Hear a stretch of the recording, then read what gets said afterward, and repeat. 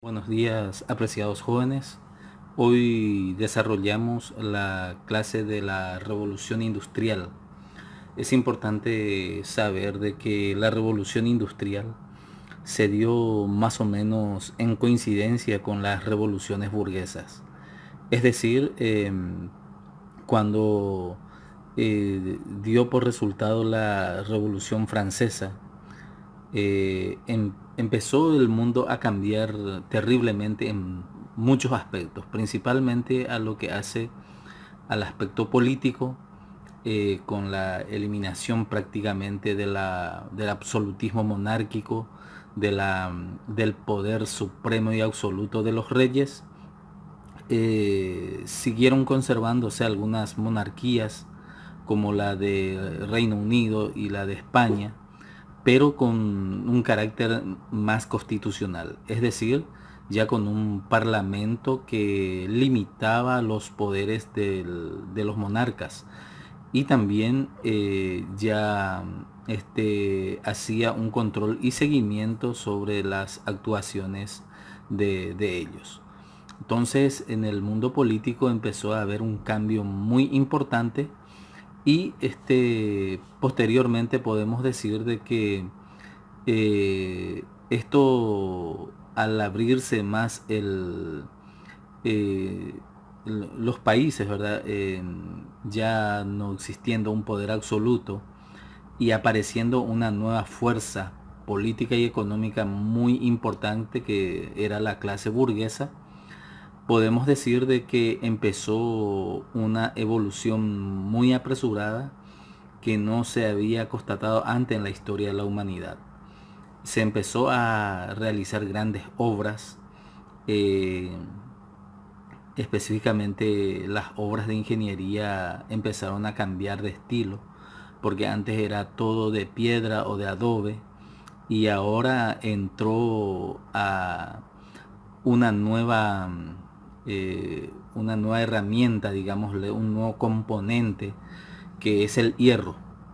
Y cuando Henry Bessemer,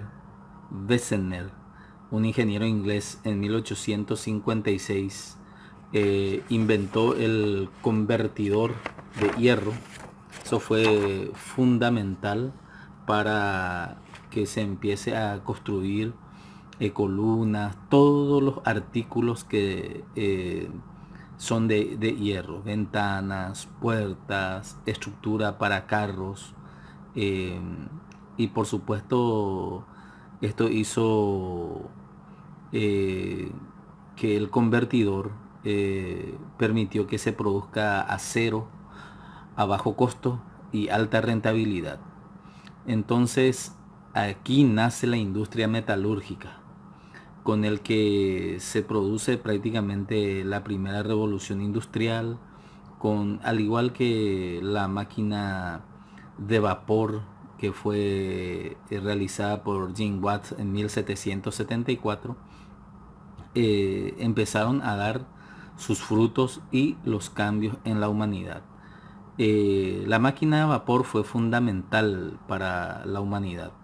¿Por qué razón? Porque dos elementos de comunicación, dos medios de comunicación prácticamente cambiaron la realidad de los viajes y las comunicaciones en el siglo XVIII, a partir del siglo XVIII y principalmente en el siglo XIX. Eh, el, el ferrocarril, que constituye un medio de locomoción terrestre, hizo de que fuese posible el traslado de toneladas de productos en un tiempo mucho menor que llevaría a ser transportados en cientos de carretas. Por ejemplo, granos, el grano de trigo. Si uno va a llevar 10.000 toneladas, precisaría aproximadamente 20.000 carros, y las 10.000 toneladas se llevaba en un solo ferrocarril con varios vagones. Y así empezó el cambio vertiginoso, que incidió grandemente en el mundo económico, porque con el ferrocarril las distancias se acercaron, y otra cosa también, el transporte de pasajeros y el transporte de cargas e insumos hizo de que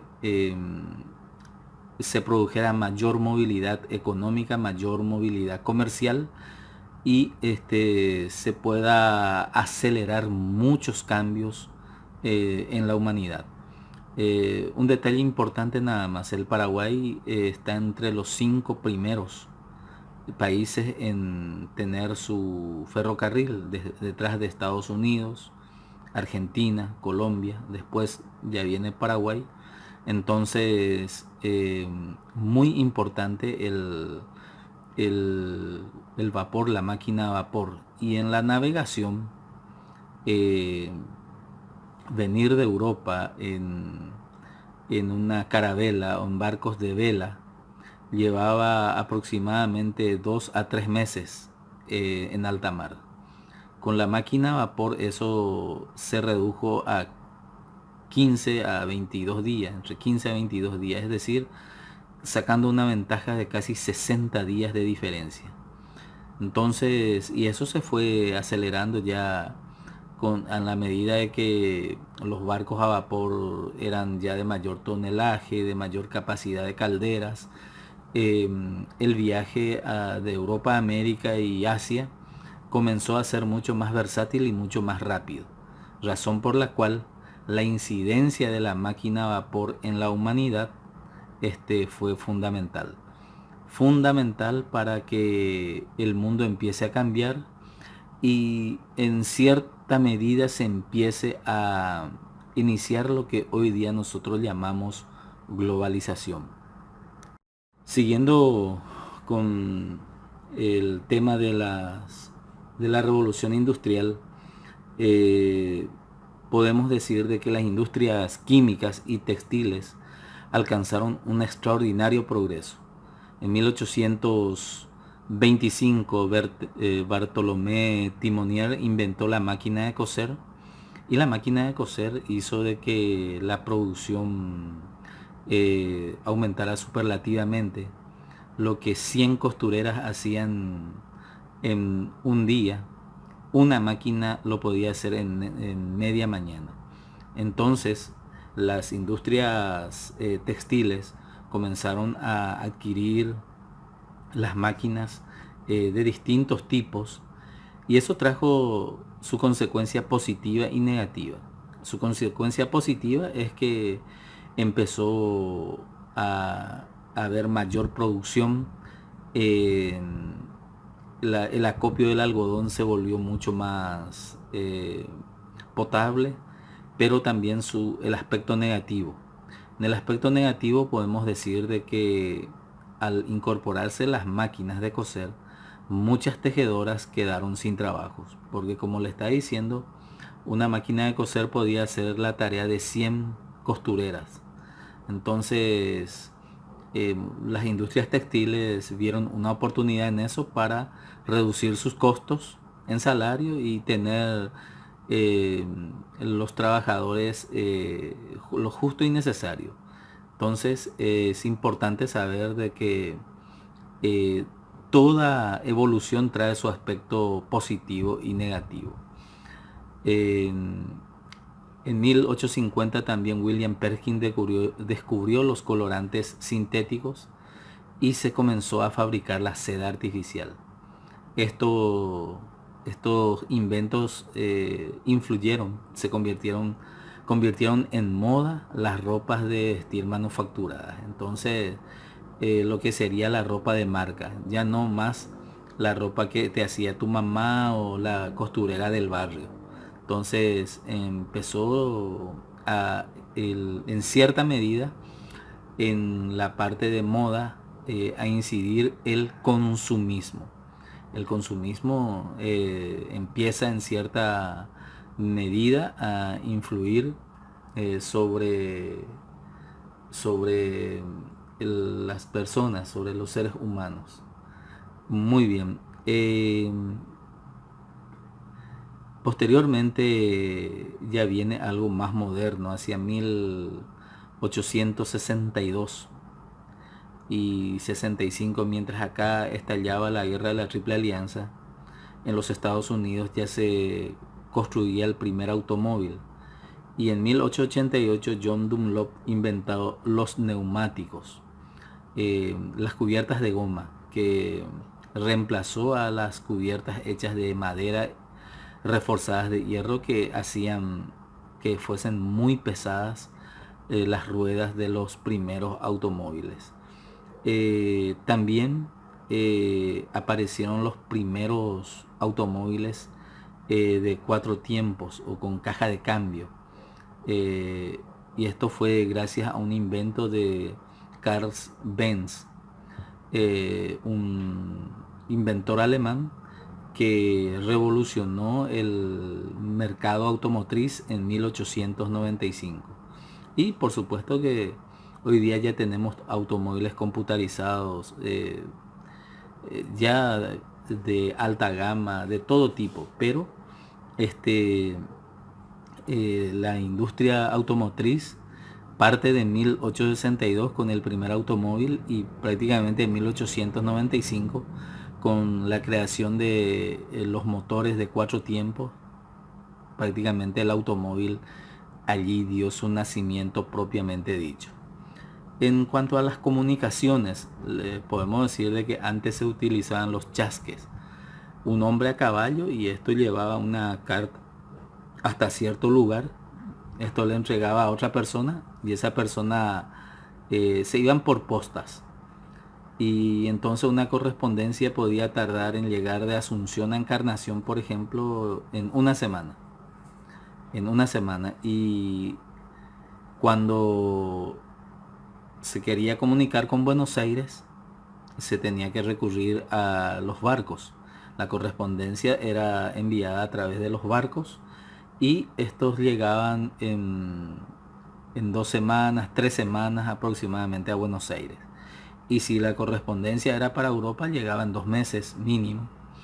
Y cuando empezó una nueva revolución en el ámbito de la comunicación, que fue el invento del telégrafo eléctrico por Samuel Morse en 1844, y la del teléfono por Alejandro Bell entre 1876 y 1879, con estos dos inventos prácticamente la comunicación cambió diametralmente, cambió 180 grados. Y por ejemplo en Paraguay en 1861 se instaló el telégrafo, y se llevó hasta cuando la guerra empezó. El telégrafo llegó hasta Paso Pucú, y por ejemplo desde Paso Pucú, que está cerca de Pilar, una correspondencia a caballo o por barco llegaba en un día o 2 días a Asunción. Con la clave Morse llegaba al instante, en tiempo real llegaba la comunicación. Y cuando se quería enviar una esquela, una correspondencia a Buenos Aires, desde Asunción a Buenos Aires, eso llegaba en tiempo real también. Y cuando el teléfono se inventó, ya ustedes saben lo que es la magia del teléfono. Se discan los números y se hablan con una persona al instante en cualquier lugar del mundo donde haya una línea de comunicación y una señal, se pueden comunicar. Por eso representan cambios, pero muy importantes para la humanidad.